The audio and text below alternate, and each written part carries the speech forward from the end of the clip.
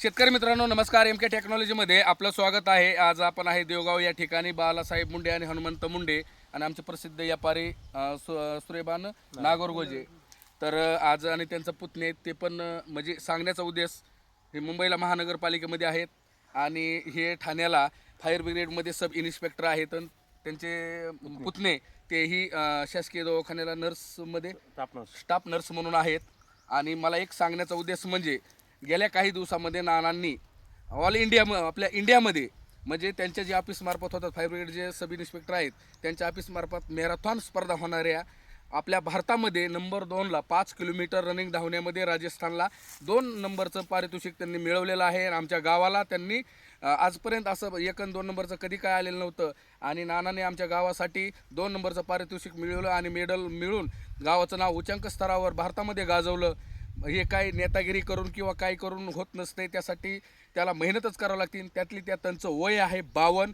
अजून 5 वर्षे त्यांची फक्त नोकरी राहिलेली आहे. 52 वर्षे म्हणजे चेष्टा नाही. 52मध्ये त्यांनी 2 नंबरचं पारितोषिक मिळवलेलं आहे. आणि ते करत असताना त्यांची गावाकडे शेतीशी नाळ जुटलेली आहे. काही वर्षापूर्वी 4 वर्ष झालं असेल नाना यांनी माझ्याकडनं ही आंब्याची बाग आणि जांभळीची बाग लावलेली आहे. आणि आपल्या अंतर्गत MK टेक्नॉलॉजीच्या अंतर्गत चालते, तुम्ही बघू शकता. आणि ही जांभळ जी आहे या जांभळीला जवळपास आज 1 क्विंटला पर्यंत माल लागेल. एवढा म्हणजे माल लागलेला आहे जवळ. तुम्ही बघा अशा पद्धतीनं जांभळीनं तोर फेकलेला आहे आणि प्रत्येक झाडाला माल आहे. आणि बुड दाखव खाली.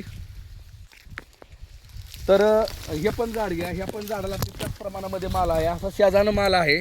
आणि मला एक सांगण्याचा उद्देश म्हणजे आजवर शेतकऱ्यांना वाटतं म्हणजे नानाचं 1 मिनिट इकडे घे. आता नानालाच बोलूया. नाना म्हणले मी आंबे लावले असते बरं झालं, जांभळ कशाला लावली, माल लागत नाही. पण नाना जी झाडं तुम्हाला दिली या झाडांमध्ये जी व्हरायटी दिली ह्याच्यात काय बदल आला माझ्याकडून?